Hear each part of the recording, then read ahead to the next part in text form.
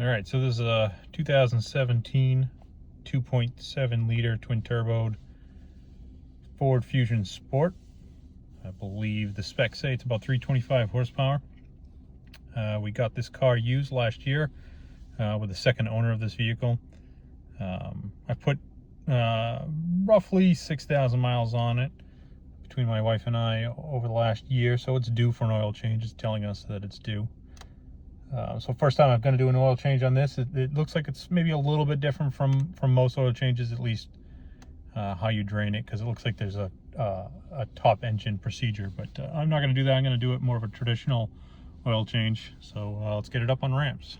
All right, so I've never done one of these before, but she's up on ramps. I actually had to use my race ramps because my Rhino ramps were hitting the low part of the bumper, which is pretty low. I was surprised by that. So didn't want to use my my jack stands because the asphalt is relatively new, so I didn't want to create holes.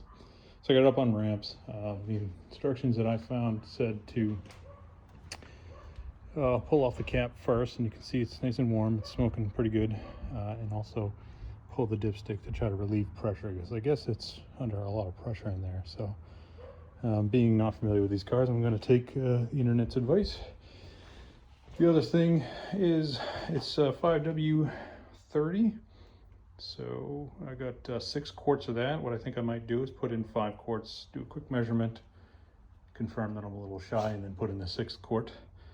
And then this is what I was talking about being a little bit different from most oil pans have a bolt on the bottom. This oil pan has this little twist thing, so I bought a spare just because I know myself and I feel like I would break something here. So just in case I do break it or the O-ring's worn or something, I got this. And then I'll go get the filter and show you guys what that is. All right, so this is the filter I'm going with. Motorcraft FL2062. I believe this is 2062A as well, but I'd get this one. All right, so here we are in the car, and I believe that's our guy.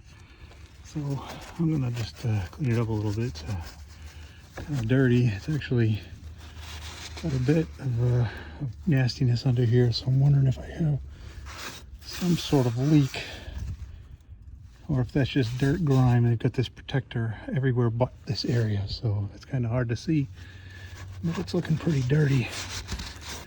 So, but that's our guy. So what I'm gonna do is I'm actually going to put this here, because supposedly this comes out with some serious fury, and maybe that's also why it's dirty. I don't know, but I'm gonna put that there. And then I've also got this set back a bit, and I've got cardboard even there. So if this does come out in some kind of crazy manner, we'll catch it. So try to think of how this opens. It must be that way. So let's see if I can do this in one hand. I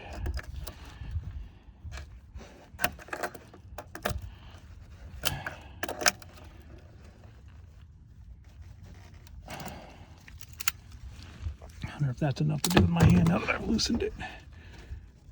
I think it's coming. There it goes. And it does come out quite a bit. Fuck, it's like making a mess of my driveway. All right, I didn't know it was going that far that way, and it's actually filling up my thing. It does come out quite a bit. All right, let me clean up this mess. All right, so after that mess, I don't have a 27, which supposedly that's what this is, but I don't know who the hell has a 27, so I'm just using an adjustable here, and it's loosening up. So I'm just gonna get the rest of this off. All right, so with the filter, you actually get O-rings to go on this. All right, so the new O-rings are on. I would actually recommend using a screwdriver for this top one. Just don't pull on it too hard. You don't want to damage it, because it was a little bit of a trick to get it on. It's too small. The next thing I'm going to do is actually put some fresh oil on my new my new filter here, just so that it's kind of ready to roll when I put it in. So now once that's ready to go, you're going to put it back in here. And I would put the filter in the cap first. It kind of clicks in a little bit.